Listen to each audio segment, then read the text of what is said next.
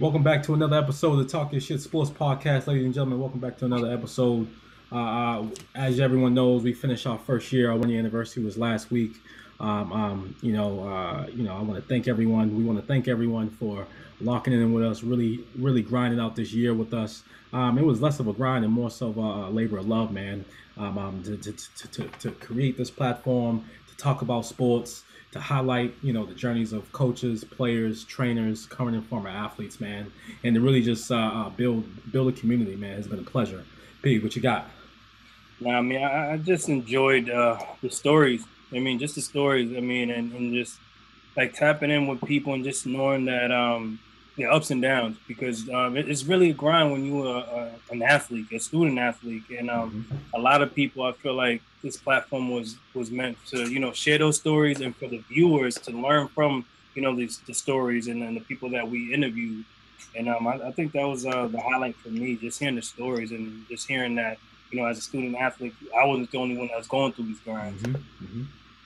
Super facts, man. Super lit, man. We all, came together and connected, during the pandemic, over these journeys, over our conversations, our different interests, our different opinions about, sporting topics, whether it's basketball, baseball, football, boxing. A lot of people tuned in, shared their inputs, and it really just, created a vibrant conversation over here on the Talk Your Shit Sports Podcast.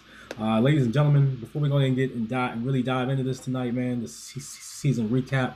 I want everyone to follow us on IG at Talk Your Shit Sports Podcast. DM us, send us some pics, whatever you got to do. We'll highlight you, man. We'll shout you out. We'll have a conversation. We love the banter.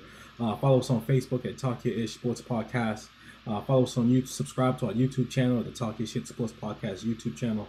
Really locking. We got some amazing journeys along the way, from basketball players to volleyball players to baseball players, trainers, and we got a lot more coming, man. So go ahead and do that, man. We got a special guest tonight, ladies and gentlemen. Family. We got family on here, man. I just want to speak highly of this young man. He's carving out an amazing career for himself. He's a Posse scholar. He's an international business development consultant. Unfortunately, he's an avid Boston sports fan, Celtics, and obviously the Pats, man. I made him into an intramural football Hall of Famer at wide receiver, man. Allowed him to get into the books. He's an avid, and so we can get into this later, man. But he's an avid MJ over LeBron James guy. So we definitely have that discussion tonight, man. I want to welcome, our brother Chris Moore. Appreciate it, fellas. Much appreciated. Good to be here. Yeah, man. So tonight we're gonna be a little different tonight, man. We're usually the ones, asking the questions and really diving into folks' journeys and really trying to paint that story, man. But tonight, we want to, switch it up where you're going to moderate. Obviously, this is why you're here, man. You're going to moderate the discussion for us, and really allow the people to really get to know what Talk Your Shit Sports Podcast is all about. So whenever you're ready, big dog. I hear that. Just had to throw up my man. So you just remember what it is, so it's not confused. And LeBron. Here we go. Every day. But let me start out by just saying congratulations to you both for a year. It's been great for you all. You've created something authentic. You kept it real and consistent. You've been consistent and been working hard, and you've really been able to unearth a lot of good information, reminisce with folks, connect with them, bring back some really great memories, but also build new ones. You got to inspire the youth, and that's hopefully what a lot of these conversations are about. It's about how you get through things, challenges, obstacles, and using sports to do it. And so I really respect it, and congratulations to you all, and many more years. Appreciate you, big dog. Appreciate it, man. We trying, man. We trying, dog. Out here just trying to talk our shit, man. Yeah, as you should. So yeah, let's jump in. Because I think the viewers want to hear about y'all and how you've experienced this year, and what really mattered to you.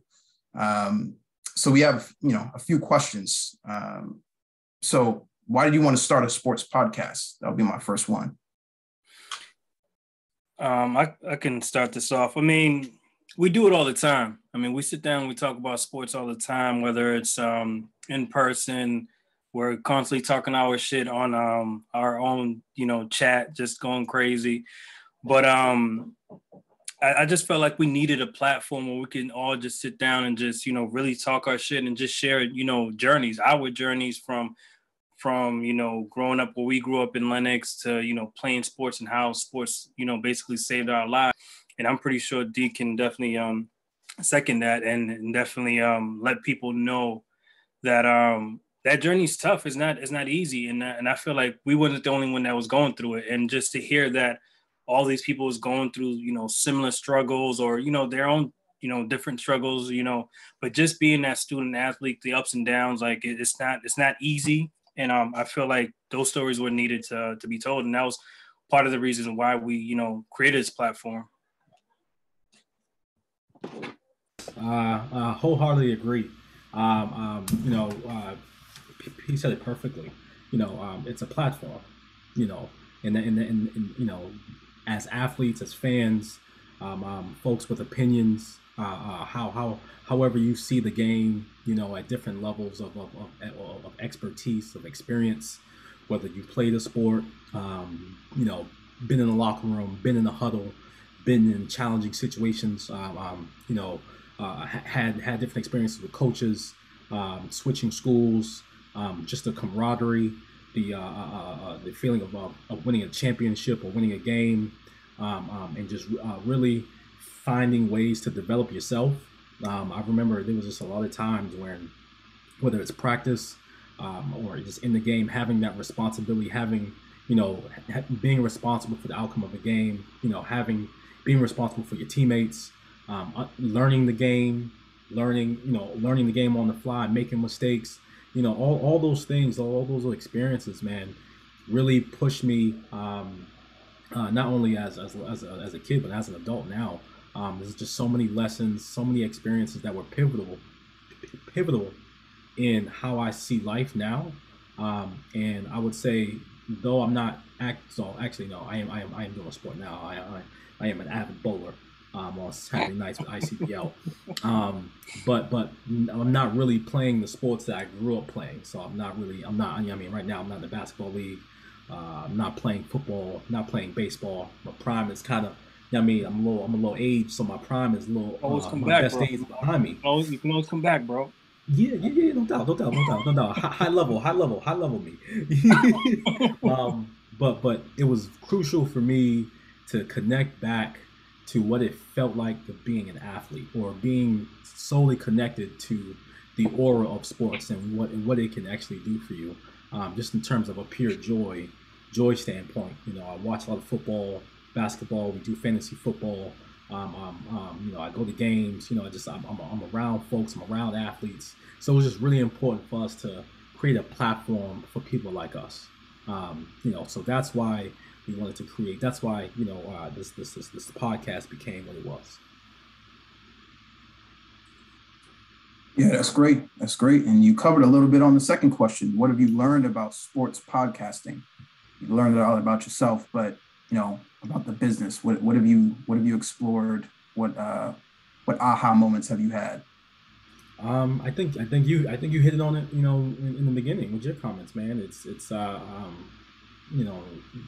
being an athlete, you realize the consistency that you need. It's been a while since I actively and intentionally chose something to do and committed to it. That is not an easy thing. It's when I listen to ET a lot, man, and I listen to Kobe a lot. And one thing, I was watching one interview with Kobe, man, and he was like, he made a contract with himself during the off season one year.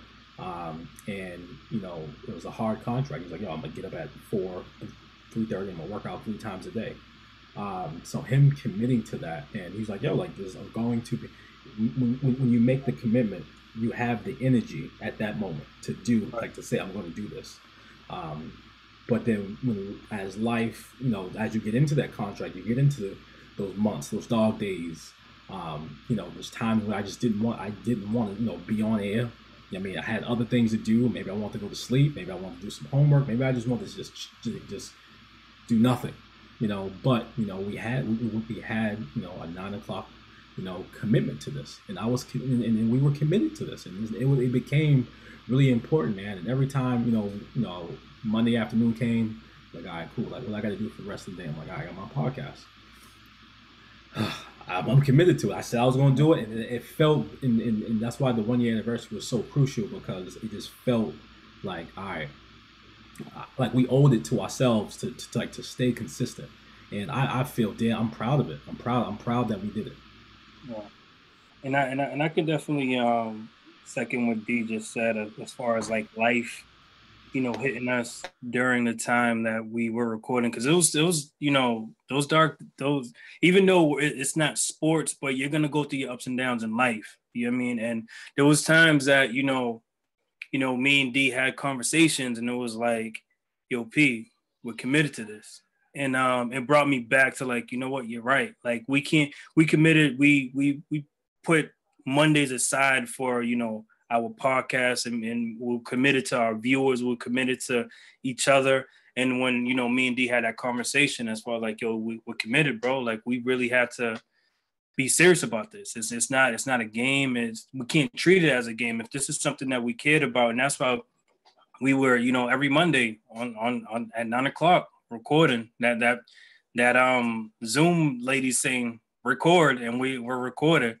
We're recording, and it was just, we did it for the viewers, and we did it for, ourselves, you know what I'm saying?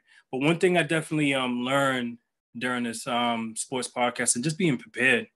I mean, it was being prepared and just making sure that when you're out there, when we press and record, like we're really, talking our shit and serious, making sure that we share these stories, and just being just absolutely just, genuine with our viewers and ourselves, you know what I mean? And that's something that I definitely learned throughout this whole year. But it was an amazing year. I mean, I really can't, I'm still like, wow, that it's been a year.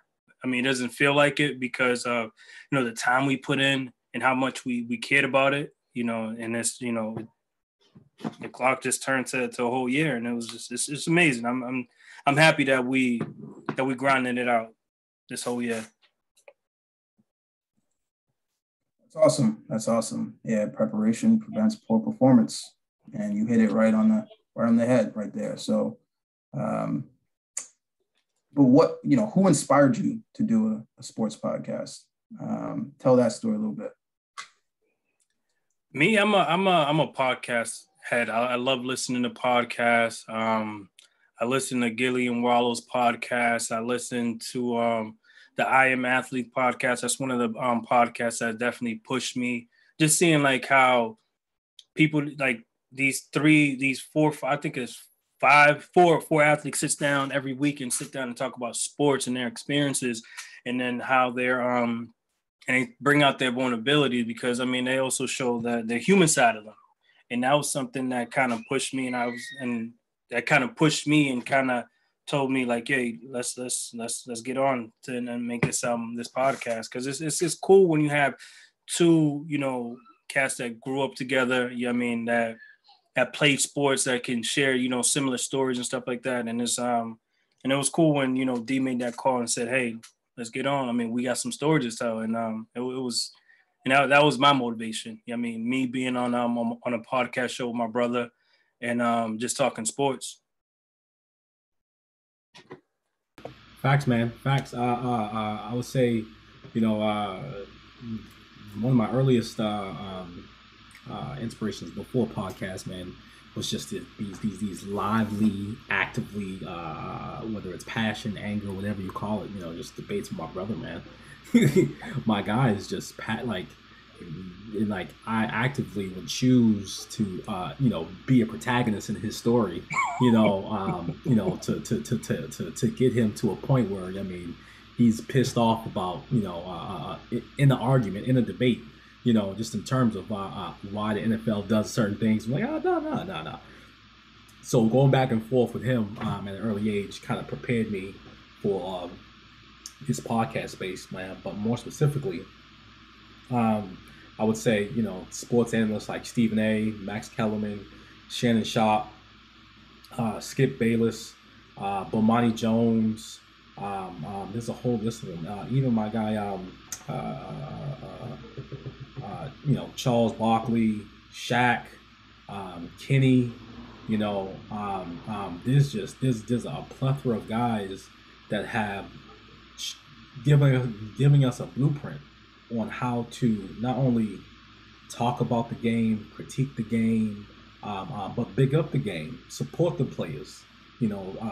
Point out ways in which society can be supportive of the growth of our games, being supportive of the lifestyles that athletes live, the sacrifices that they make, the impacts that they make, how many people they touch by their sheer talent and effort that they put forth on a nightly basis, man.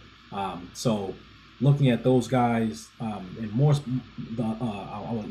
big shout out to the I Am Athlete podcast. Big shout out to Knuckleheads podcast. Big shout out to the Point Guard podcast with Baron Davis. Like the list goes on, man. Having and seeing these guys, turn their careers. Big shout out to all the Smoke podcasts. Stack. Big shout out to Stack. Big fan of his. Matt Bonds. Big shout out to them, man. Just seeing them, on a weekly basis, on a daily basis, man. Just talk about, allow us to bringing us into the moments, the intimate moments of culture and sports, man.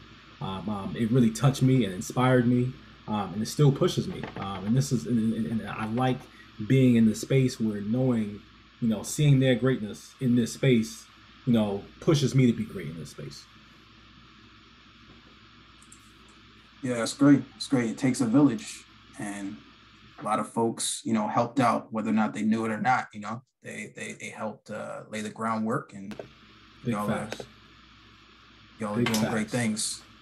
So on that note, like I said, it takes a village. So you got to share with us which episodes were your favorites. I know you can't necessarily pick favorites. There's a lot of folks who came on here and told their stories, but I'm sure there's a few that are top of mind that stick out. See what you got. Oh man. You don't want to answer. The list goes on. The list goes on. So all right. So off the top, man. One of the early episodes, obviously, our first, our second, our first guest, and a lot of time for our brother Jason Burrell, man. Just kicking it off, with that one was special, because it was like, we were back where we started, right, in terms of being on the field or playing in the pool, playing at Derby, or playing at Carter's, playing at Peters. I was just back there traveling with the Astros, hooping at Derby, doing whatever we had to do, man, and competing at the pure early age, against each other, and then obviously just highlighting his journey and where he is now, man. So that was probably that's one of the faves, man. Another one, man, was with our coach and mentor and my former teammate, our brothers, Robert Jr. Lewis and Steph, man. That also just brought back so many memories, so many moments, and just the pure inspiration and this understanding the impact that the Lewis family has had on our lives, man. Man, the list goes on, man. Having multiple, a plethora of D1 athletes, pro athletes, Kevin Jones, that was a big one. That was really cool, man, just to hear his experience going from overseas, playing at West Virginia. The list goes on, man. Paul Beckman's, man. Just his unique journey, man, and in terms of just his pure athletic gift for playing basketball, man, and how he navigated, man, and just didn't give up on the game of basketball. So that was pretty dope, man. Learning from the likes of different coaches, man, Mitch, William Middlebrooks, Hosea, like the list goes on, man. Just to hear the things that they preach to their athletes, the values, systems, the challenges on how what they think makes the best athlete. Not only just an athlete, but how to build men, how to build women, and prepare them for life, man. I can go on, man. I mean, we have some heat. Yeah, we definitely have some heat, but I'm gonna definitely have to piggyback off you with one of my faves being the one with Jason, simply because it brings us back to playing kickball, playing baseball in the pool, talking shit to one another, just competing with one another. I mean, in those, whether it was playing football in the summer, in the wintertime, playing all sorts of sports in the summertime, rollerblading. I'm faster than you in the rollerblades and all this stuff. It brought me back there. So I definitely, that one's one of my fave. Just sitting down, another one of my favorites, sitting down with T. Lee and Will Blaylock, and just hearing Will's story. I mean, because I never knew his story and what happened, with his career and all that stuff, and just getting the backstory of that was pretty dope. The Tony Lee story was pretty dope. Just me, being in the same class as him and being in the same grade as him, and just seeing his journey from the outside looking in, but just going into his life and what he had to go through and growing up in Mission and all that stuff. And another one was I want to say T-Chat. T-Chat's story was pretty cool. I mean, I love that story a lot. I mean, there's a whole bunch, man, that we can just sit here and just go on and on and on, because there's so many such amazing stories and that we covered, I mean, just throughout this whole year. Facts, man.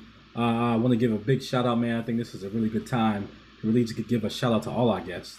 And not knowing, obviously not in no particular order, man, but we thank y'all, man, for really bringing your journey to us and trusting your journey and your experiences on our platform, man. So big salute to you. We thank you. We're grateful. Jason Burrells, the Tony Lees, the William Middlebrooks, the Will Blaylocks, the Stephen Lewises, Robert June Lewises, the Terrence Favors, James Avenue, Monica, Kristen, Marquise, Raheem, Radio, Kevin Jones, Javal Pooch Burke, Tamika, JR, Daryl Sticks Lodge, Mitch, JJ, Cool J, man, Demetrius, Big Session, T. Chapman, Corey, Terrell Hollins, and then in our season finale with Hosea, man, behind the beast, man. So we salute to all of them, and we are extremely grateful for not only this experience, but for your impact on the podcast, man. You brought so many other people who are not only fans of you, old fans and new fans, family, supporters, your friends, got to participate in the telling of a story, in learning even details or experiences that they never probably would, that they didn't know. I've gotten messages from folks like, yo, I've known Exodus for like so many years, man. I balled and I didn't know that. What I mean? I've gotten some teammates of some guys who reached out and like, yo, not only do I want to be on, but like, yo, this reminds me of a story that I've never told anybody. So like, there's just been a ripple effect of folks, coming to us and sharing not only their interest on being on the podcast, but their love for what they went through with our guests. And let even competitors who competed against some of our guests, man, reach out and like, yo, yeah, I like that they're talking that shit, but let me correct that shit. Like, like having that, everybody wants that space. Yeah, man. Like it's brought that energy, that love, man. And though it's not on the field, what I'm learning is that, not only what's kept me a fan of the professional leagues is how they tell the stories, man, week in and week out. That keeps us coming back to see it unfold. So shout out to all our guests, man. Great. That's great. And you guys touched on a lot of stuff. So you learned a lot from the guests. But, in terms of, how you're thinking about the future and how guests are going to be coming on, what's up next? What do you think is kind of the next gear? The next gear, man, is continually to tell these stories, to share these journeys. Don't want to give away too much. We are gonna, definitely dive into some more hard hitting topics for season 2. We are definitely going to diversify our guests, from different, sporting experiences. We're definitely going to continue to have vibrant debates, probably even more, because as we're going in, like we're in a new season in NFL, MLB's in the playoffs, the NBA's about to start. We got some really big boxing matches coming up. Yeah. So there's a lot to cover, man, over the next couple months going into wintertime, man. But also, man, looking to do our first in-person interview at for season 2.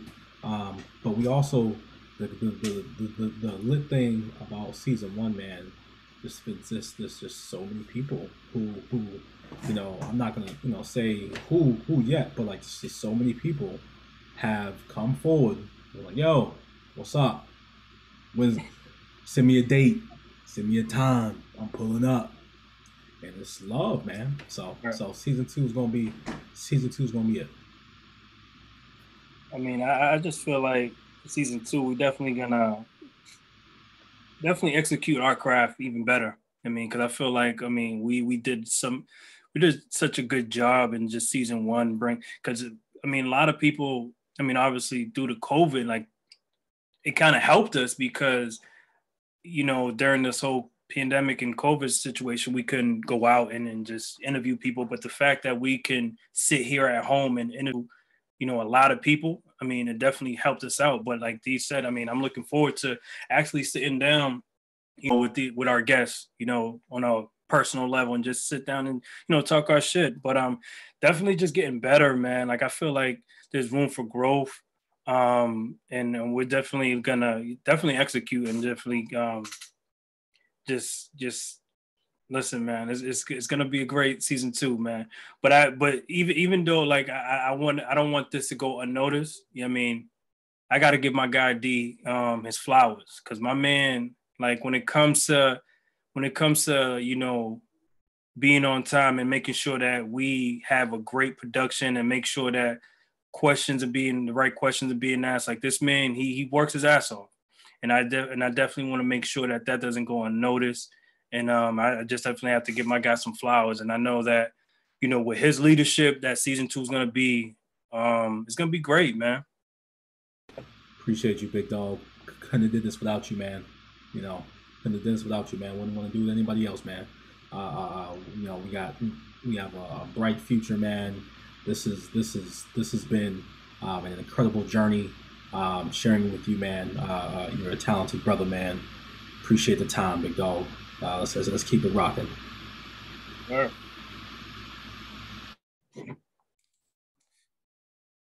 So sounds like y'all are still hungry. Oh yeah, which is perfect. We need more. Season 1 was success. We need more. Season 2, yeah, you're still hungry. Just the appetizer. You're motivated. I learned too much. Exactly. Yeah. You got the you're Brady. You've seen it all. And you're still learning though. You're still learning. So, man. Yeah. And that might be the competitive edge. You know how competitive this podcast world is. You already mentioned it. You've seen a lot of different examples. So what about this specific podcast to you stands out? Stands out. just I feel like all of like from me to D and our guests, just being vulnerable, just not holding back and just talking our shit, man. Just really talking our shit and just making sure that we just give our viewers just the real. You know what I mean? Like, this is not ESPN, this is not Fox or anything. Like, we're not gonna sugarcoat anything. We're just gonna just give you the real. Like, there's nobody holding us back. And I feel like that's what's gonna separate us from a lot of podcasts. You know what I mean? Because we want everybody to share like their real story, their real journeys, their pains, their struggles, what kept you going, what kept you hungry. You know what I'm saying? So I feel like that's what's gonna separate us from our competitors. Facts, man. Just to build off of that, man. I honestly, I don't think we're in competition with anyone. We're in our own lane. And there's no traffic over here. You know what I mean? So it's all gas. You know what I mean? It's all gas because not only have we developed a network and leveraged the network of athletes, coaches, trainers, former and current, all that sports media talent. Not only that, man, we've leveraged that to where folks are looking for us because we've created, we created value for the community. For the community to have a voice, for the community to have a space, such where they can come and debate, friendly banter, and be an authentic athlete, regardless of what level they played in. Whether you played at the highest level in the pros or you played overseas or semi-pro or just college or just high school, or even if you just had a little league experience, but you've turned it into something, or you have lessons that you want to share, inspiration that needs to go out. This is the place to do it. This is the place where you can, whether you're you look at the game of football or basketball or boxing, whatever sport it is, at an intellectual level, you can come on here and do your thing. Or whether you're just a fan who just like to hang out at the bar and watch a game, you can come on here and do your thing. But because this podcast is for the people, man. I mean, we're in our own lane. We're inspired by a lot of folks. We get and we support a lot of folks, man. I would love to collaborate with some other podcasts, because I think that's important, because there's just so much content, there's so much experiences and perspectives that need to be shared, man, and that other people need, and we need to expand our reach, all of us, and whoever's in the podcast space. I think not only that, man, this space allows folks to develop skills that they normally wouldn't develop.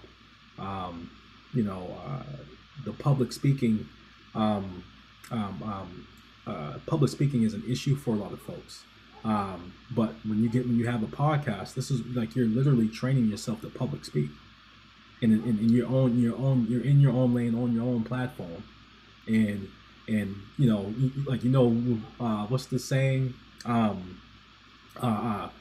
If someone doesn't want to listen to you, they don't have to turn on your channel. Right. That's exactly what this is. If you don't want to hear me, don't come on my channel. But if you vibe with us, you rock with us, you have similar shared experiences, and you pushing forward like we are, we using the lessons, we grinding. You're an entrepreneur, you're a father, whether you're in grad school, wherever you're at in your life, man, and you're a fan of sports, this podcast is for you. Walk in. Yes, sir. Yes, sir. And we couldn't end this without leaving something for the youth, as I mentioned. It's as we all get a little bit older, we understand that we got to leave something behind. We got to leave blueprint like folks left for us. Hold on. So I don't mean to cut you off, bro. Before we get there, I do want to talk a little shit. You know what I mean? Just want to talk a little shit. You know what I mean? Just want to throw out some numbers. You know what I mean? 1 year anniversary. I'm just very proud of what we were able to do with our guests. I just want to throw out a few numbers, because numbers don't lie. Numbers don't lie. Hey, throw them out. Numbers don't lie. I mean, we banged out 43 episodes. 43 episodes. 43 episodes. Hey, I'm proud of that. I'm proud of that 43. Right. Stand on that. 10 toes down. It's a nice number.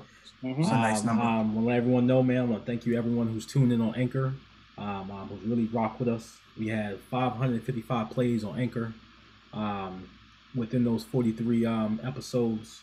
I'm super proud of this number. We had almost 4,000 views on YouTube. Man, that right there, man. Whew. 3,939 views on YouTube. Thank you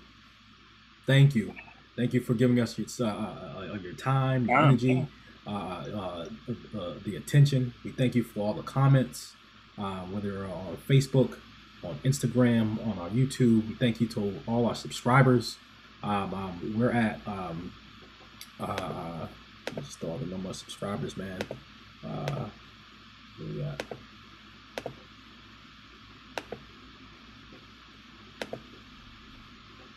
Uh, 121 subscribers. So I want to thank everyone who's subscribed, thank everyone who's followed, everyone who's listened to episode, everyone who's watched. We definitely increase that number.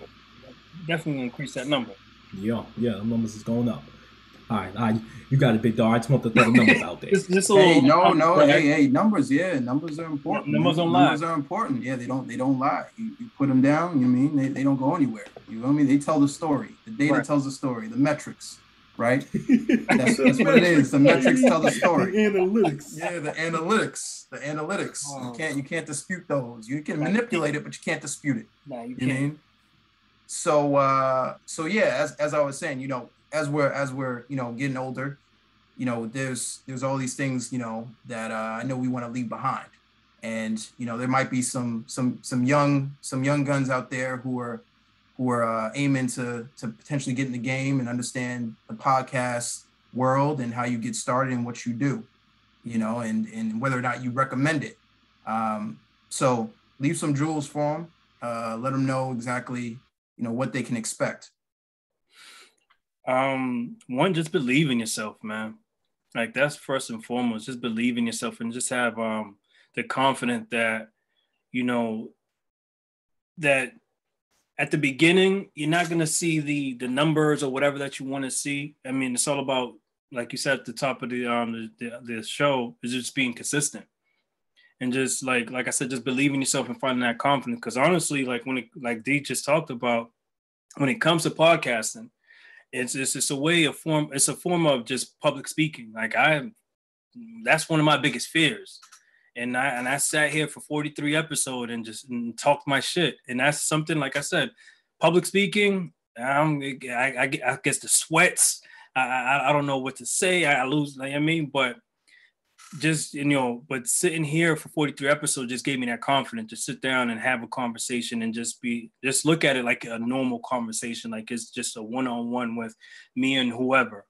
But just believe in yourself, man. And just go out there and just try to put your best foot forward, because at the end of the day, this was just a thought.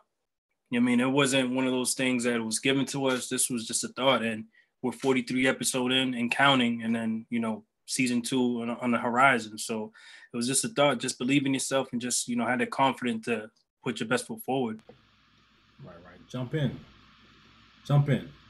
Like there's nothing to be afraid of in this space. There's an audience for you. Right. Your thoughts, your perspectives, your experiences matter. They can, you know, definitely change someone's life, bring someone into inspiration, put a smile on somebody's face. Really, you know, you will build a community that's necessary out there, man. You will find the lane, and you will thrive in it. And you know, your numbers. You can be proud of your numbers, proud of your reach, proud of your impact. And mainly, man, just gives you an opportunity to really put your hands on something of value. I mean, you're creating value, and you're just having a tremendous impact that's bigger than you. You know, regardless of, you know, whatever the topic is, however you want to, you know, explain, teach, consult, debate. You know, you can do all those things on your channel, on your podcast, with whom that you want. So it allows you to get creative, pushes you to develop skills that you normally probably just wouldn't have. I would say it's a great form of training that allows you to, just like I said, it pushes you beyond your limits, just some things that you just didn't know. It can create and open up doors for you that you never knew were there. Connect you with people that you never really would have connected with. Allows you to build some really good relationships. And again, I mean, when you create your own lane, nobody can say nothing to you. Right. Nobody can say nothing to you. You just do your thing, man. And I'm just happy about the feedback that we got. And even if we didn't get the love that we got, still would have did the 43 episodes. Still would have did it a season 2, because it's something that brings us joy, but what I've learned is that other people want this, so we're giving people what they want. Right, how Jalen Rose said, "Give the people what they want." Oh, that's another guy right there. I love Jalen. But that's another, just to piggyback just before you get to the next question, Chris. That's something that we got a lot, man. After every episode, a lot of our guests was just like, "Yo, keep doing what you're doing, keep doing what you're doing, keep doing what you're doing." So they appreciate the time that that they was on this on the podcast or whatever. But they, like, everybody that came on our 43 episodes, they sat down and just told us, like, "Yo, keep doing what we're doing, man," and we appreciate them. It's amazing, y'all, fellas. 43, the big 4-3. Yes, sir. Feels good. Congratulations. That's amazing. Nobody can take that away. That's amazing. So yeah, we're at the end of the questioning period. It's definitely time to get into some other topics. What's up? You want some smoke? What's up? Yeah, I'm not sure you're ready. We've had some long conversations, and you come out battered, bruised, and pale.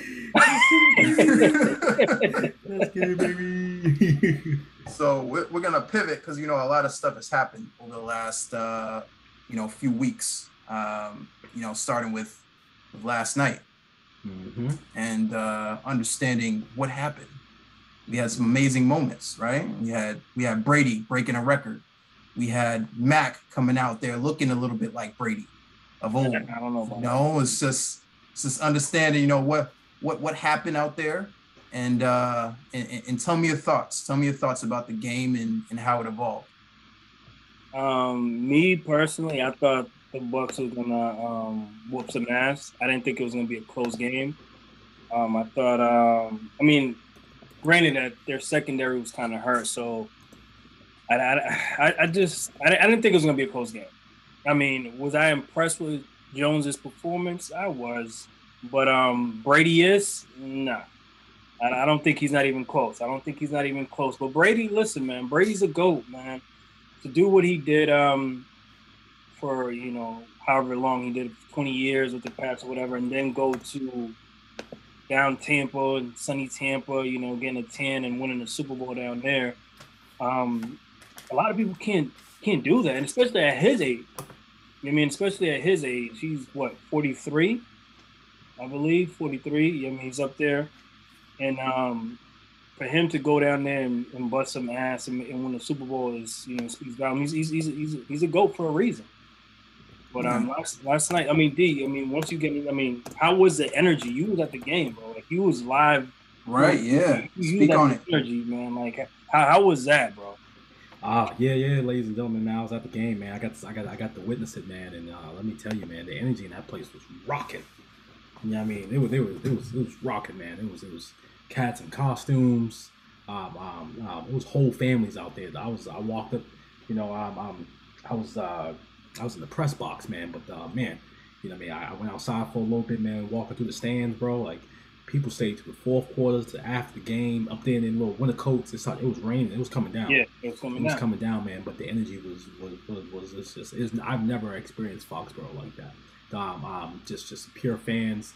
They actually booed him when he walked on the field for the first snap. It was mixed, but it was a loud boo.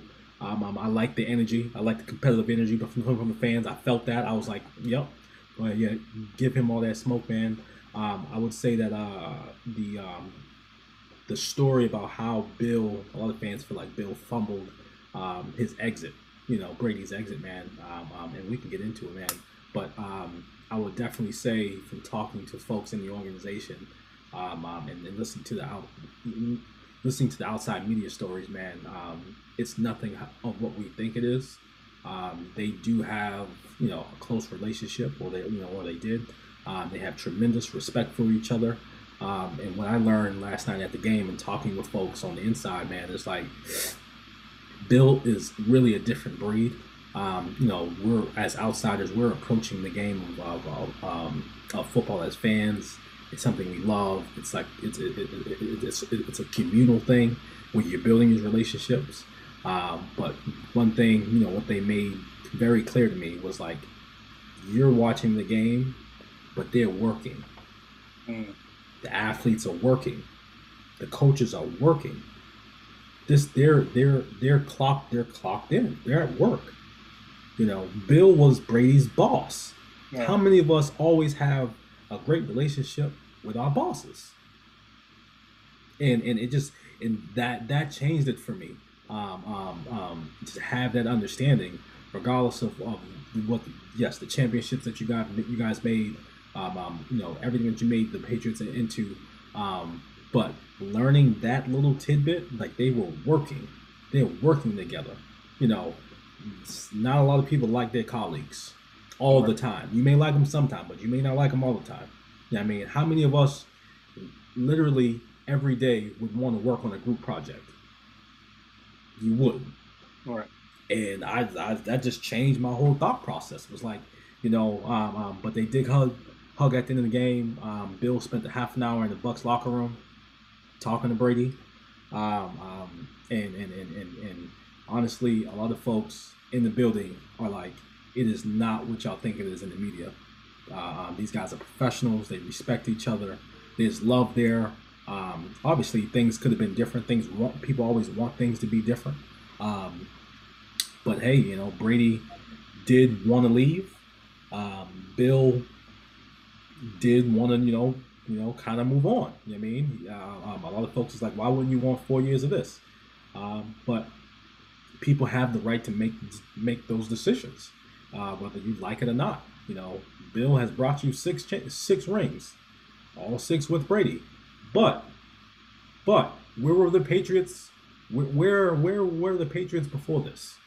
So a lot of it is culture. A lot of it is execution on behalf of Brady. It is a mixture of both. But let's not forget, Bill drafted Brady. That's something to keep in mind.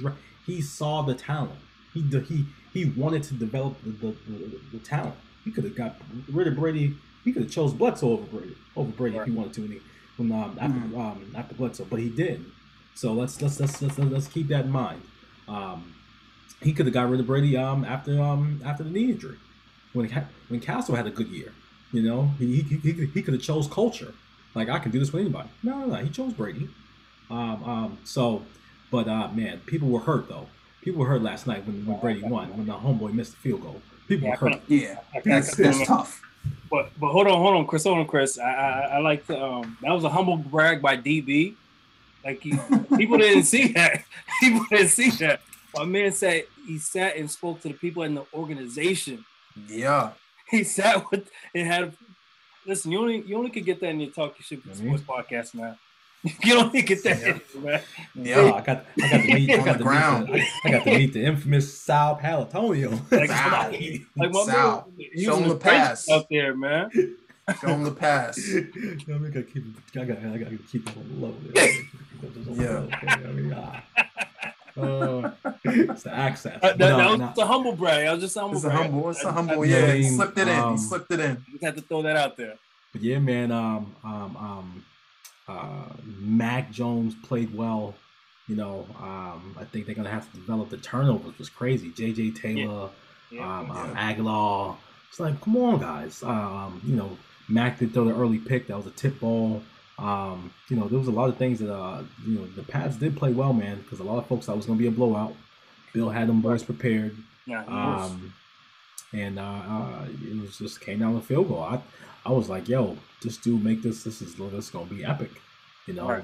Brady losing to the Pats on the field goal. That's how it's supposed to go. I mean, all the games Brady's won off the leg of Vinatieri. Yeah, it's crazy.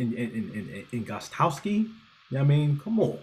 But it didn't go that way, man. Arians was amped. Oh, y'all should see that boy. Arians was amped. He don't like Bill at all. He don't like Bill. Nah, that's spoiling water, bro. That's spoiling water. They're very different people. That locker room was lit. The Bucks were on it. I mean, because because I don't know if this could maybe be Brady's last time ever facing the Pats, unless they meet up in the Super Bowl. So this was like their own Super Bowl. Like this, like we got to get this for Brady. Like this is a Brady Bowl. We got to make sure Brady leaves on top. And they made sure that he did. I mean, because it was a close game. I really didn't think it was gonna be a close game at all. Yeah. Like I really didn't think that it was gonna be a close game. But I mean, this is Belichick. That's why he's one of the best coaches in the league. I mean, he prepared for Brady and only held him to 19 points. Yeah. Everyone was pissed off that Gronk didn't play, man. But everyone was like supportive of him, even though he had the broken ribs, man. Right. I think folks really that shot that he took. He got rocked. Yeah. Right. He got rocked. He got tore up. I mean, those ribs, a little punctured lung. But people, all of the fans were still pissed off about how Bill handled that too. They tried to trade him, and he was like, "Nah, I'll retire before you trade me." So. They were going to trade him to the Detroit Lions, and I know we all think that Gronk is dumb, this dumb party boy. But he ain't stupid. He ain't stupid. No. And I like how he's handled his career. He's been in control. So Gronk has a lot to offer, man. We should definitely be giving Gronk his flowers, man. Even though we see him as this big kid, the man handles business, bro. Man handles business, man. I don't think he's spent NFL check yet. I mean, just endorsements. Yeah, just endorsements. That's endorsement money. Man's amazing. Smart man. Smart man. Selling for years to come. Selling fun. He sells fun. Selling fun. He sells fun. He makes millions selling Director of leisure. Leisure and fun. You know what I mean? He's selling fun, bro. The life, man. It's the life. Stayed in his own lane. In WWE a couple of years ago. Like, yeah. You know what I mean? Like hosting parties. People were mad at Dennis Rodman for selling fun. Yeah, you know what I mean? It's a new day. It's a new day. Stay in your lane, man, and stay in it. And there's no traffic, and you can be great. Right. Exactly. And he got his bros. You're right there with them. I would say, man, I'm worried about the connection between Brady and Mike Evans, man, because it hasn't been there these first 4 games. Yeah. And I think Mike's a Hall of Famer, man. He had the longest streak of 1,000-yard seasons for a wide receiver to start his career with 6. And I don't know if he's going to have 7 this year. So we need to pay attention to that very closely because AB's there. AB and obviously Gronk's out, so Gronk's going to be out for a few weeks. But Godwin and AB, man, get a lot of the good looks, and he'll go. And Mike Evans will go quarters without getting the rock. So that's something to pay attention to. Yeah, because I think it was week 2. He had a couple of drops. You know how Brady is, man. Brady is he's a professional quarterback. I'm giving you the ball. If they touch your hands, you got to catch it. Yeah, and if you don't catch the ball, I'm gonna go to the hot hand that's gonna catch the ball. Godwin and AB. And these last couple of weeks, he's been feeding those 2 guys. Yeah. Godwin's on a contract year. He's on the franchise tag this offseason, so he's looking to get paid after this season. He's balling. But man, that's something to pay attention to, man. If Mike ain't happy, I don't know if you get a chance to repeat. But he's still balling. AB's balling. Yeah, AB was on one last night too. He was on. A Hall of Famer, man. A Hall of Famer, man. Right. He's fresh. He's fresh. Legs is fresh. Let's go. Let's go. You know what I mean? He's locked in. He's locked in. All right, cool, man. Well, yeah, it was an epic game. And too bad, we didn't get the win, but definitely got to respect the GOAT. But on to another quarterback, different size, different skill set. Kyler Murray. Yeah. Man, he is he's a ball of energy. Yeah. But I don't know about his future. What do y'all think? What do y'all think? I've been singing his praises, for the past 2 seasons. Like last season, I thought he was going to have an MVP season. D got on me on that. This season, he's off to a good start, 4-0. It's a good team they have over there. That West is just tough, man. That West is just tough. You have San Fran, even though they lost.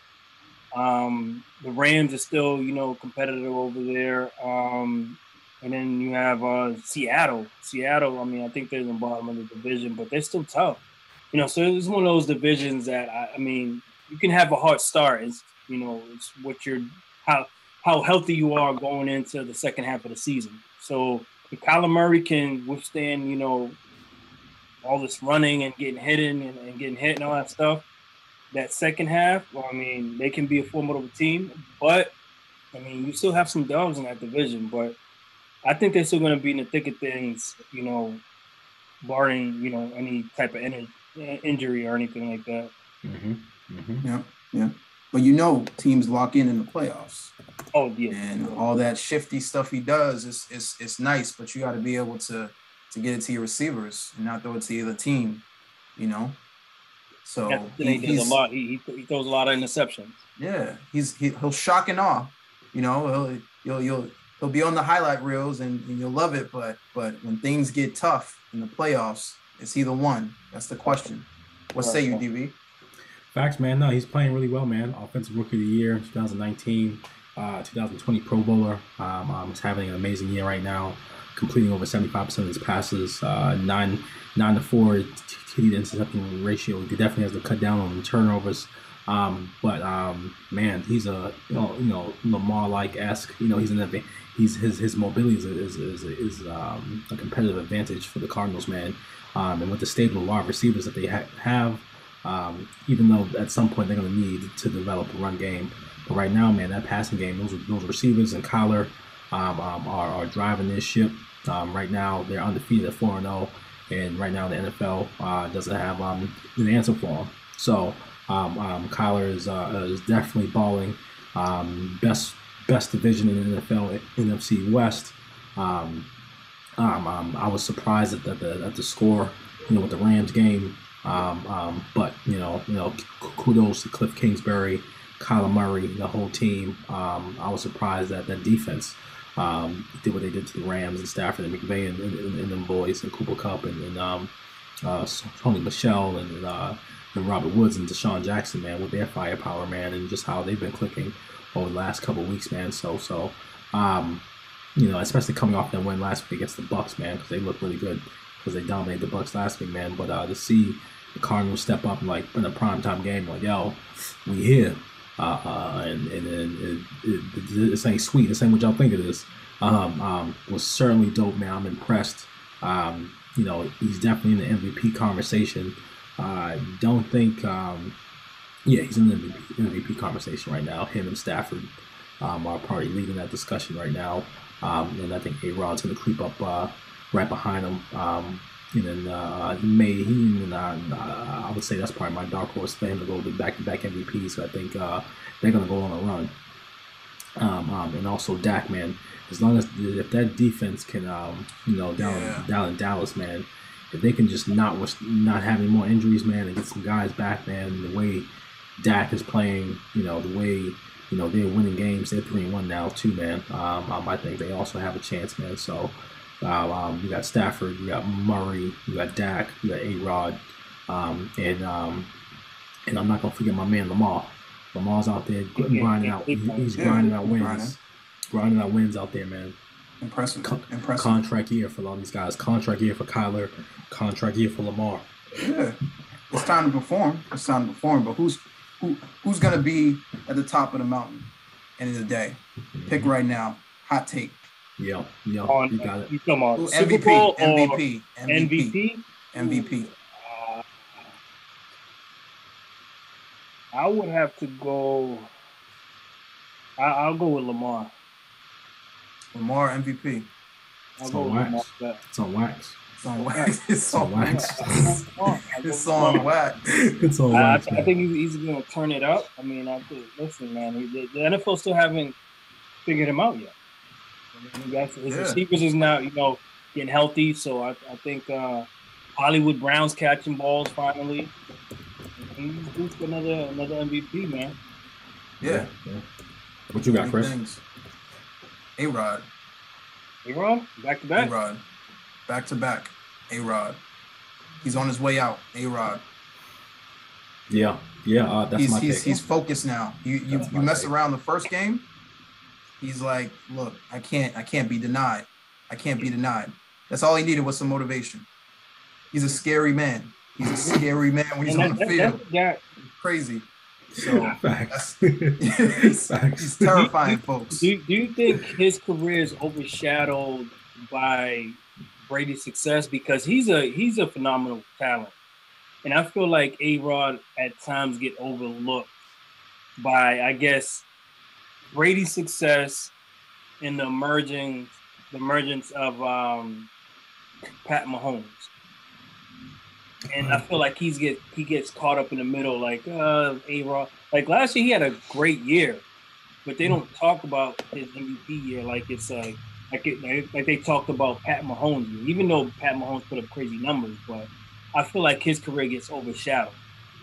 I mean, you can make an argument, man. You got to win a championship, bro. Yeah. I mean, bro, that's another thing. He only has one. You know what I mean? For a top 3 MVP quarterback, man.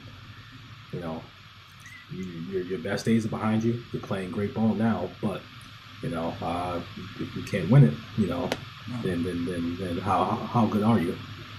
So even though he's the sum of the parts of the whole, and him and Devontae, have a great connection, man.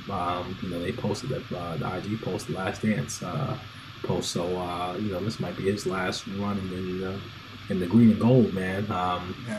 But he's my pick for MVP, man, because they have a favorable schedule, and he's playing with a chip on his shoulder, and I'm not sure folks want to see them guys coming when it get cold, man. It's cold in Wisconsin right now, and I don't think nobody wants to go up there. Because they can't be beat up there. The Seahawks have to go up there.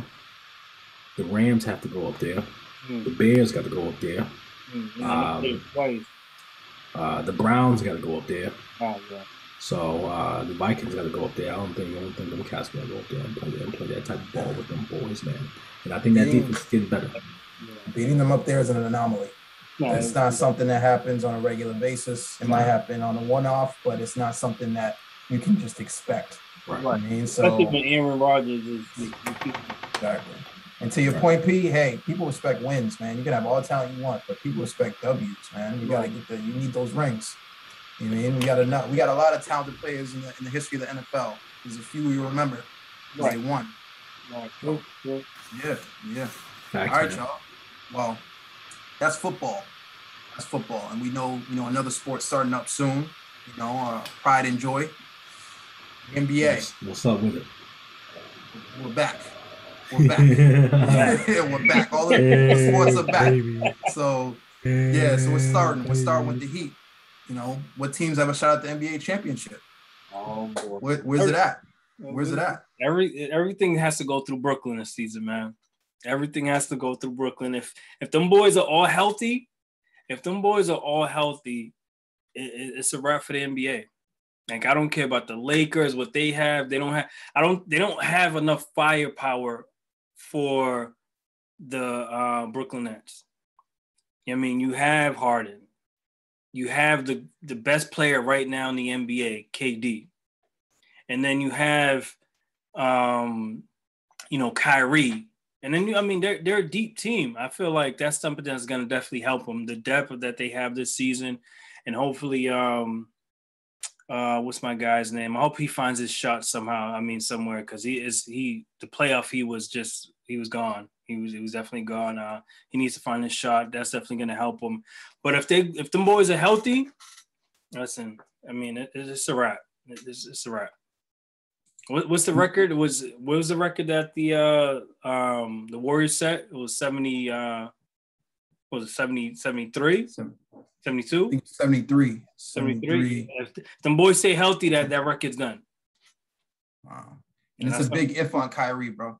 It's a big if on Kyrie, if they have Kyrie. If he's not sitting on the bench somewhere or, writing a novel about the flat earth, if he shows up, best ability is availability. You can't, right. I mean, and he's talented, like we said, but is he reliable? So that's the question. But you're right, for sure. They're locked in.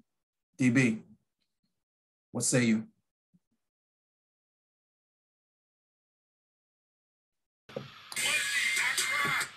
Yeah, man. It's I think we have to, just put, dude, I've been thinking about this all day. I've been thinking about this all day, man. There's a lot. He's stressed. Yeah, I mean, because there's just so many directions that we can go in with this, man. For the young people, man.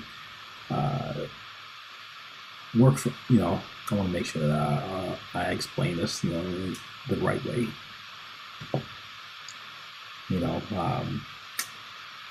The Lakers, man. The Lakers are in a special place right now. Being led by LBJ. Bringing home the Prince of LA, bringing home Russ. The triple double king. Bringing another three Hall of Famers, Dwight, Rondo, and Melo. That institutional knowledge, that level of skill in for the game of basketball is like having coaches on the floor. They've seen every defense, they've seen every situation. They know clock management. They know the different type of athletes are in the league. They know how to prepare. They know how to recover. They've all combined to win a lot of games. I think their team has the most wins collectively as a unit than almost any other, arguably close to any other team that's ever been assembled. So that knowledge of winning is important. I'm not saying they're going to go 72-0, but they are going to be a force to reckon with. It's going to allow more seamlessly for LBJ to manage his minutes so he can be fresh for the playoffs. I think AD is going to have an improved season because he's not going to be asked to bang bang down low as he was last year. I don't know why they brought in fat Marc Gasol to play him. The man, I could have played center for them. I could have did that. For that minimal salary, I could have did that. That minimal exception. The veterans exception. I could have played for that. But Mark was there because he's a little taller than me. But this ship runs through LA, and I don't know what else to say. Brooklyn needs to prove to me that they are worthy of the collection of talent that they have. James Harden still has to prove to us that he can win. Kyrie has to prove to us that he can win without LeBron. KD still has to prove to us that he can win without Steph. Until that time comes, until you show it to me, when it counts, until I know that you're not going to lose to Trae Young and the Atlanta Hawks, I don't believe you. We're not going to lose to Trae. I don't believe you. Lose to Trae Young and the Hawks? Trae God. You lost to the Trae God. Trae? We're calling him Trae God now? He's good. Ice Trae's good. Yeah. That boy good. He's balling. He's balling. But you lost to a boy who grew up in Oklahoma. Ooh. We lost the Greek Freak, bro. That's what we lost. We was a 3-point away, bro. You lost to who? To Giannis? To the man everyone written off? Said he couldn't carry a team to the championship? KD's big foot. KD's big foot. Dude. That's it. We lost to KD's big foot. We didn't lose to the Greek Freak. They lucked out. Yeah. They lucked out. Yeah, they had the lead though. They had the lead. They lucked out. They had the That's lead. crazy. Why are you playing from behind? Why are you playing from behind? Fine, bro. I'm supposed to be the best. Just wanted to say you forgot to mention one thing, that the Lakers are running a senior citizen home. Yes, they are. Yeah. Carmelo is 37, Trevor Ariza is 36, Dwight is 35, Wayne Ellington's 33, Kent Bazemore is 32, Westbrook's 32, Malik Monk is 23, and then Kendrick Nunn is 26. So you got some folks who are never going to be on the court anyway. Still get buckets though. You got an old dude. They're gonna need more asphalt pump, bro. He doesn't want to do as much. I'm just saying, just keep that in mind. I know how to play defense. Season. I'm savvy. A long season. I get these calls. Long season. I'm savvy. Long season. I know how to get some boards. And Russ knows how to blow up a situation.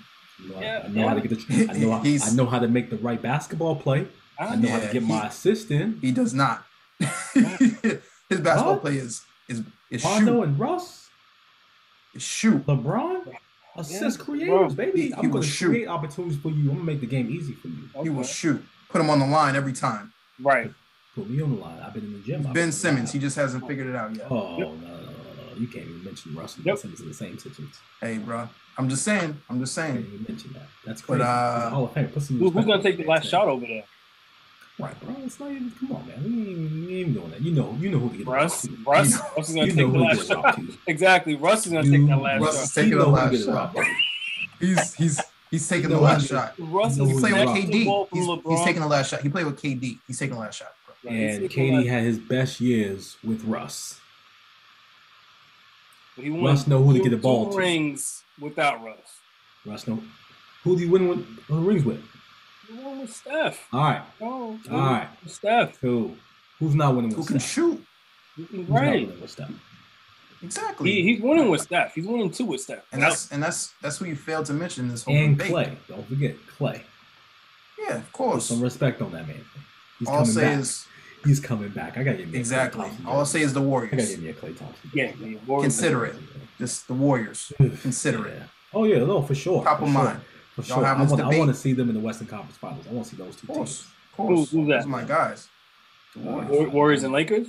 Warriors and Lakers. That's what I want to see in the Western Conference. Warriors are gonna be nice, man. Yep. I want to see them in the Western Conference Finals, man. I want to see them, and I'm predicting that Dame is getting traded by the All-Star game. You got a team? Wow. To who? I don't know yet. So I gotta see how this irons out. But you gotta talk to the insiders. That, you know what I mean? Nah, man, it's Ben, man. Ben's holding us up. I mean, Ben's holding us up. I mean, he's the piece. He's the piece. He gets moved to the right team. Dame doesn't. Because that's the only thing that's holding us up. Because it comes down to value. So Dame, whatever Ben Simmons does, it's going to be a domino effect. Dame's going to get out of there because CJ was hurt. And they're going to get off to a really bad start. They're not going to win any games, man. They're going to struggle, and they're going to have to get rid of him. They're going to have to. He's going to be miserable. He's going to be miserable. And that's why it's like, I understand why a lot of these players decide to move, because it's like you don't want to be in a situation that you're losing constantly. Like you busting your ass in the off season to be the best player on the court, and when that tip off happens, opening night, you get on a losing streak. You don't even make the playoffs. Just your help is hurt, and you're an all-star. You're scoring for what? What are you being loyal to? Yeah. Hope is he won't be another KG. That's all. Yeah. Figured it out way too late. Yeah. He should have left way before he did. Yeah, so, I think he would have ended up with at least 2 rings somewhere. Exactly. Yep. Yeah, so we're gonna have to see. We'll see what Brad can do. Time is ticking. Yeah, because you can't. I mean, these are Tatum's and Jalen's best years. Like, don't wait till they turn 33, 35 to put some talent around them. Do it now. Sell the house. Go get Dame. Go get Dame. Yeah, that's the missing piece. The piece. Yes. Give up some draft picks. Missing piece. Give up some draft picks. Go chase that ring back. Everything. Everything. Go give it up. Can you imagine Dame, Jalen, Brown? Yeah, man. It'll be formidable. It'll be formidable. Lethal. With Kyrie only playing half the games, he's going to end up playing half the games, man. He's got a real opportunity to really make their stamp on the East. I mean, Atlanta, Miami, Boston, the Bucks. Yep. I'm sorry, Philly's not doing it for me. Not with Doc at the helm. Not with the Doc at the helm, and not with no shooting over there. Seth Curry is not enough. Yeah. Tobias Harris is not enough. So, Tobias. Yeah. That man comes and goes. Yeah. Comes and goes. For how much money he's getting paid, it's crazy. They max that guy out. Yeah, it's crazy. Making a good bag over there. Yep. It's a good segue though. It's a good segue though. About Kyrie missing some games. Yeah. So what's up with all these players and not getting vaccinated? I know it's not a bunch, but there's some real notable ones. Yeah. So I understand, the different perspectives on this, but it's gonna hurt the pockets, as we've seen, I think, from Andrew Wiggins ending up $8 million getting the shot. Yeah, you got Wiggins. I believe Bradley Beals is another notable player that's not vaxxed. I mean, obviously we spoke about Kyrie especially Kyrie and Wiggins, because they're playing in states that they're mandating for you to be vaccinated. So that's what we alluded that Kyrie's going to play half the game. I'm pretty sure that's the same thing for Wiggins out there playing in San Fran. And I understand where they're coming from. And yes, this is your job. This is what you do. But at the end of the day, it's a personal choice. I mean, there's people that are out here not taking flu shots. I mean, you can't press somebody on taking a vaccination that to me, it's not, helping solve the situation. I mean, you have people that got the shot that still, ending up with COVID. So what is the solution? Like that's not helping. Like that's not helping you from preventing you from getting COVID. So what's the point of the shot? If a person is deciding not to take the shot, you can't vilify him like these people in ESPN and all these other networks has been doing. It's a personal choice, and it's like, and people have to start looking at it and have to listen. If you're vaccinated, that's more power to you. More power to you, and nobody's looking at you indifferent. But you can't be a vaccinated person looking at a unvaccinated person like, okay, like you're the one that's like, bro, like you can't do that. But I feel like it's a personal choice. I respect it. I understand the business side of it, and I also understand the human side of it. What are your thoughts, Dave? So a few things, man, about this whole situation, man. I think, speaking with some medical professionals, medical folks, man, they, let me know, or they share, their experiences in terms of what they see in the ER and what they, have seen with this virus and what it does to not only your body, the risk that you take when you don't get it, but just in terms of speaking to the impact and how it has for the people that you're around. I think for a lot of folks, if you're around, folks with some severe medical conditions, they can really put them at risk. But two things for me on why I think for especially athletes, especially Kyrie and all these guys. Yes, it's a personal choice, but states, cities, organizations also have a choice. We're going to make this mandate. You can either abide by it and participate in the job and in the sport that you love, that you use to feed your families and to really make a living and have the impact on the community that you have impact with your charitable gifts, or you can walk away, which I think is a choice that they need to consider, because you're responsible, like as an athlete, you're responsible for your teammates as well. You have an obligation, you have a responsibility.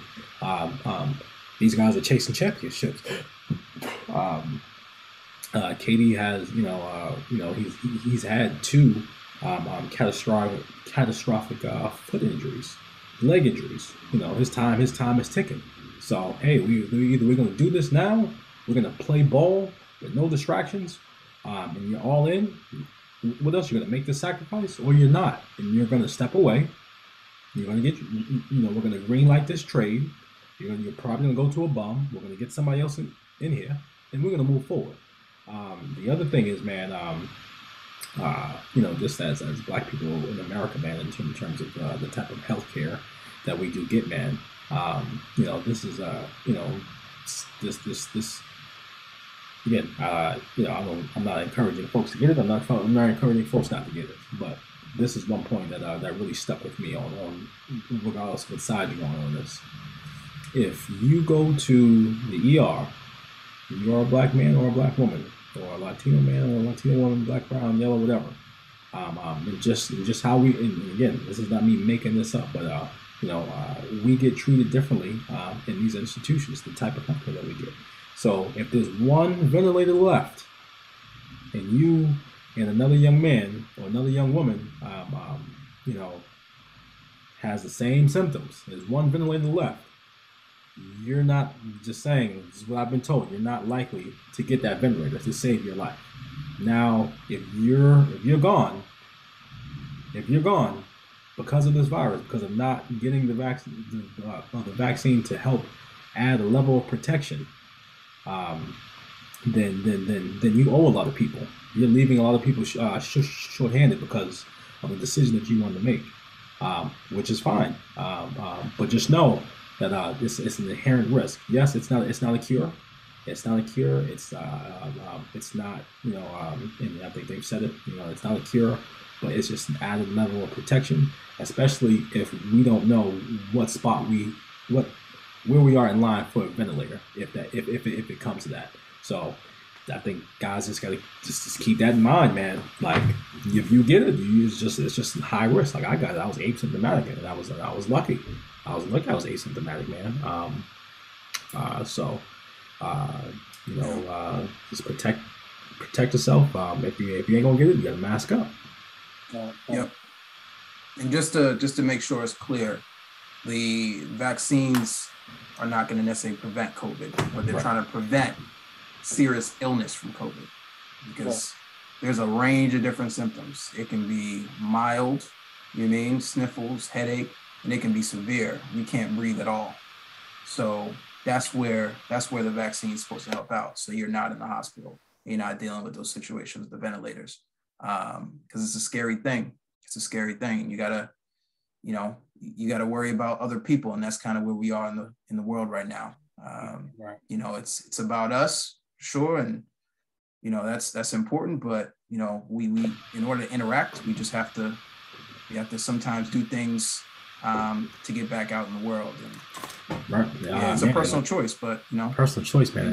And for guys, man, like I don't know if I'll be able to give up, something I worked on my whole life for, these millions, this chance to play high level basketball in front of the world, for just the principle of not getting it. I don't know if I as an athlete, I need this. I need this. And I'm willing to sacrifice. I'll take your little stupid vaccine. If I was a professional athlete, that's probably how I would approach it. And I definitely understand that side of things, because at the end of the day, this is your job. This is your profession. This is what you chose to do. You know what I'm saying? But And I feel like, you know, if you're an unvaxxed person, like, take the precautions to not spread any, COVID or whatever the case may be. Don't go out partying and get caught in a strip club. Like, that's being stupid.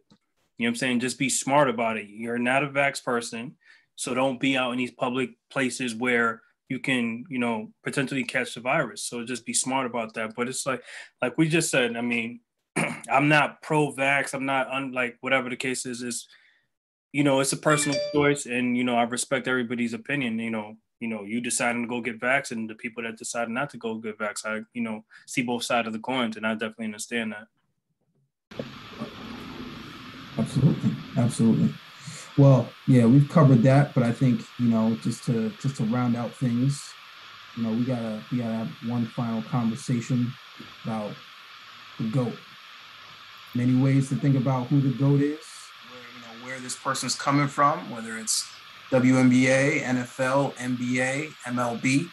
I don't think we're really thinking about football or soccer as well, but there's some GOATs over there. Messi, Cristiano Ronaldo. But if you had to say right now, exactly, from your experience and everything you've seen, who's the GOAT? And if you need some options, I can rate off a few options. Think about Brady, MJ, LeBron, Serena, Mayweather, Hank Aaron, Deion Sanders, Barry Bonds, Tiger Woods, Ali, Walter Payton, Tyson, Candace Parker, Lisa Leslie. There's a lot to choose from. Yeah, there's a lot. There's a lot to choose from. Can I go with two? Could I go with two?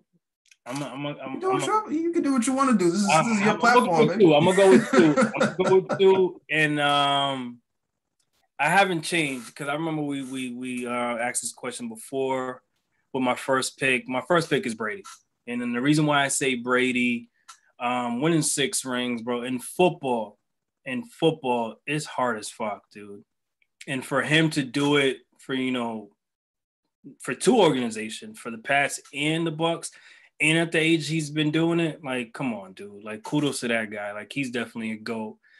And my all-time GOAT is Muhammad Ali, man. Muhammad Ali. He's just, listen, in his prime, like, he was the best boxer in the planet. And I think his style of boxing can translate to today's, boxing. I don't think there's a heavyweight. If Ali was boxing in the heavyweight division right now, I don't think there's be a heavyweight that can touch Muhammad Ali. And I'm talking about including Mike Tyson, the Lennox Lewis, the young guys that are fighting right now. Like, Muhammad Ali would definitely wash him because he was the combination of speed, had power. Like, listen, Muhammad Ali, hands down. You, DB. Hey, what you got? You're up. Yeah, man. So just so you know, that's on wax, bro. That's on wax. I can rewind the tape. First episode, you chose Deion Sanders. But I'm just neither here nor there. I chose Deion Sanders. No, I didn't choose time, bro. Sanders, bro. You chose prime time, bro. I'm gonna have to go back to that episode. It's all good. You got it. I mean, I guess it depends on the week with you.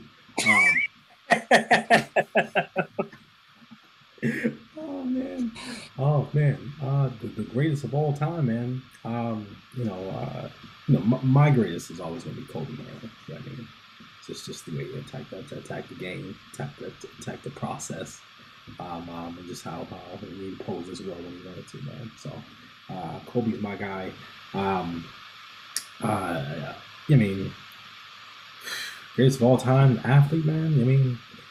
I mean, the reason why I think I have a hard time, naming someone to be the all-time, greatest athletes, man, because a lot. I think there are a few athletes that I know that I think were pretty amazing, but they didn't win. Didn't win a lot, man. I think Bo Jackson, barring injuries, man. If he didn't, and he would have won. We've been looking at him a little differently as one of the greatest athletes of all time. You know, I didn't get to see Wilt Chamberlain. You know, so you know, we gotta put some respect on Wilt's name. We gotta put some respect on Kareem Abdul-Jabbar's name. I mean, I didn't get to see him, but the numbers don't lie. You know, all time leading scorer in the NBA. You know, can't, you know, obviously going to pay homage to MJ. You know, got to pay homage, man. You know, change his game. Just purely of he got out the mud. He earned it. He earned it. So that's that.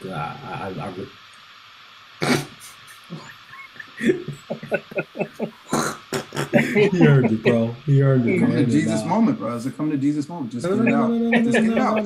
I'm just giving him his flowers. Just giving him his flowers, man. He earned it. Get it out. 6 rings. What he did for the city of Chicago. What he did for the game of basketball. What he did for the NBA. What he did for the University of North Carolina. He earned it. So we give him his flowers for that. Shout out to Muhammad Ali. You know, definitely one of my heroes, man. But just an amazing person, amazing boxer, craftsman, a scientist, just a trendsetter beyond his years at an early age, man. The youngest world heavyweight champion in the world. Let's not forget Mike Tyson, man. Let's not forget Mike. Let's not forget Iron Mike. Iron Mike was different. Pure anger, like anger unleashed, unhinged. Go ahead. Ding, ding, ding, ding. Go ahead. Frustration. Go. Oh gosh. Go. Hurt that man. I'm just bringing the pain. I'm just bringing the pain. That was something to see. Right. That was like one of those kids they take out of class and putting him in a space where he can be successful. That's what Mike was. Like he made cats forget about boxing after they fought him. Like cats did not want to. They didn't want to fuck him. I don't want to make a living like this. Not with you around. Not with you around, bro. I don't want to make a living like this. You know, man, Lisa Leslie, man, trendsetter, trailblazer, just an incredible athlete.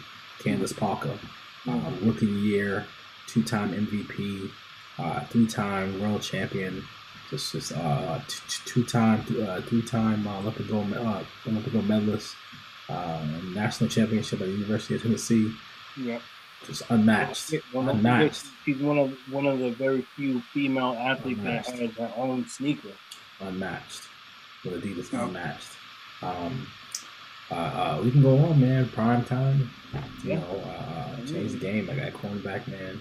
Just you look good, you play good, they pay good. What's up? Holla at me. I want the smoke. Covered all covered some Hall of Famers. Hall of Fame receivers, man. Didn't back down. Some battles. Yeah. Some battles, man. Changed the game. Was one of the fastest men in the NFL.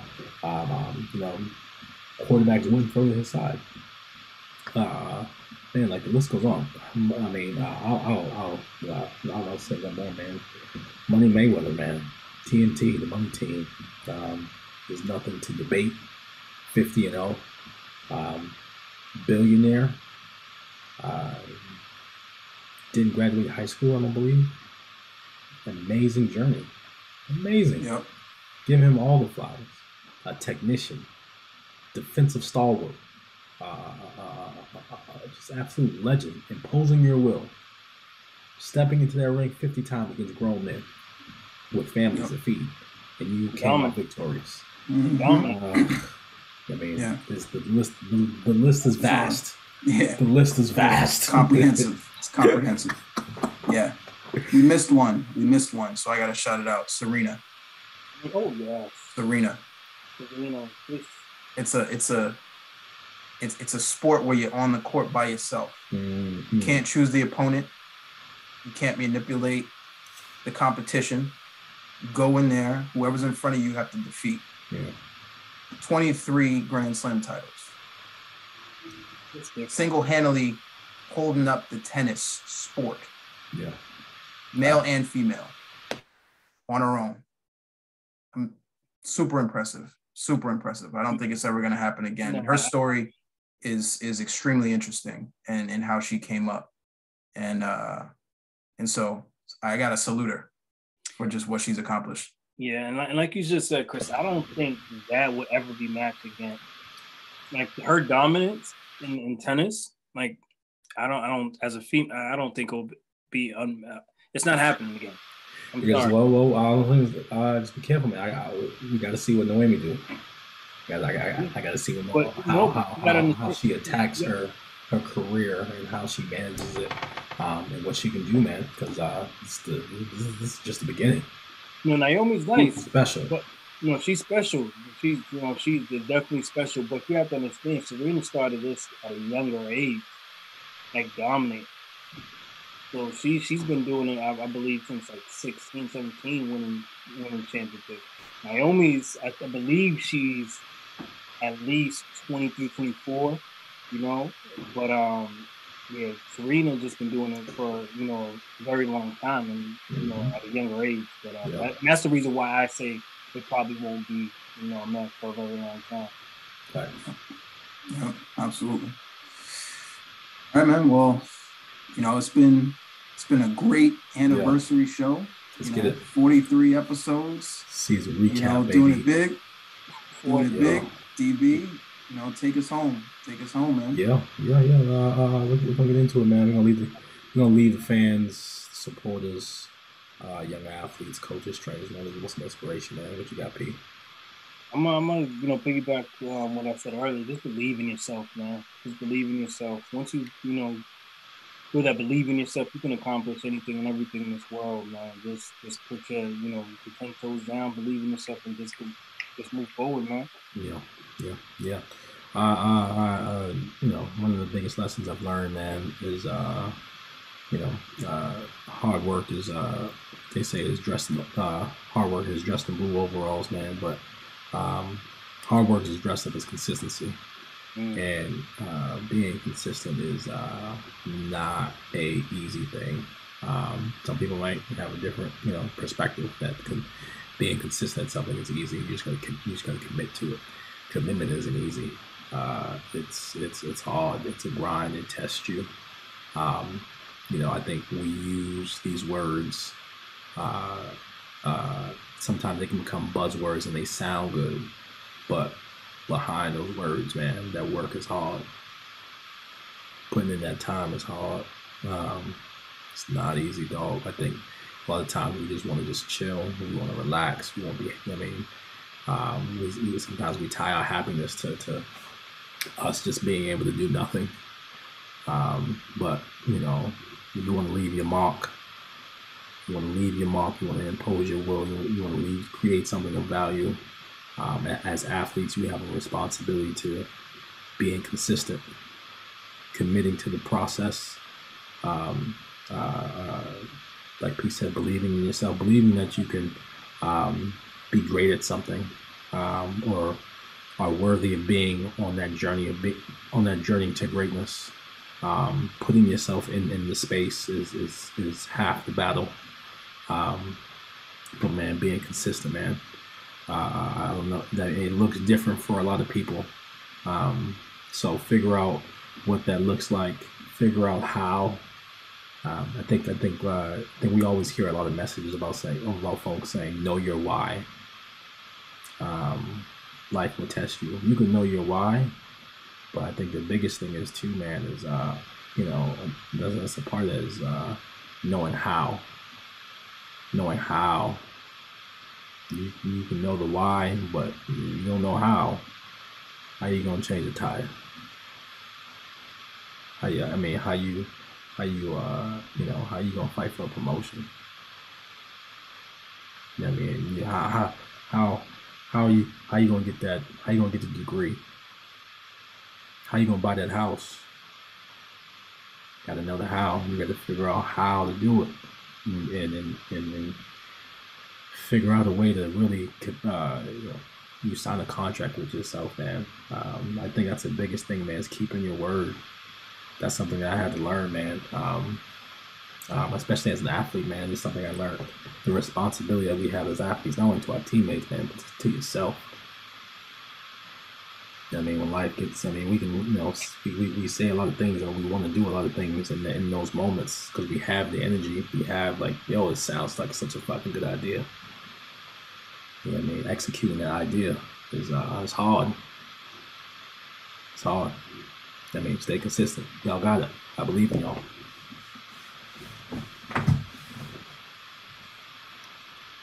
It's a mic drop. It's a mic drop.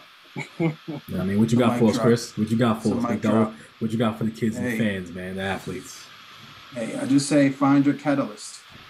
Find it. Right? Find the thing that makes you go.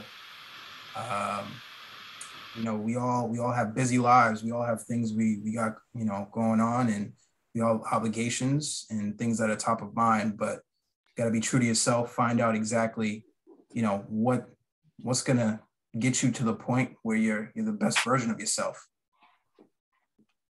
You know, how do you optimize everything you're doing in your life to get to that point? And, you know, I hope for all those coming up. I hope for the youth, you know, those who are dealing with stuff in their lives, you know, before they should, you know, before they really have to, you know, become adults. You know, I hope for them, hey, look, just to stay focused. You know, you got two, you know, really good examples here on this podcast, folks who stayed committed, stayed consistent, and stayed energized and believed in the journey. The goal is important, but you got to appreciate the journey. And it's not always easy. There's going to be obstacles and challenges, but at the same time, you know, find out how to get over them, use your resources, and do what you can. And there are people out there who can help. A lot of times you just got to look. You got to look for examples. Even if you can't touch them or talk to them, you know, this day and age, there's examples. So never give up. Mm-hmm. Yeah. Ladies and gentlemen, subscribe to our Talk Your Shit Sports Podcast on YouTube. Follow us on Anchor, Spotify, Apple Podcasts. You can find all our episodes on there. Follow us on Facebook, Talk Your Shit Sports Podcast on Facebook. Follow us on IG, Talk Your Shit Sports Podcast. Stay tuned to season 2. We love you. Peace.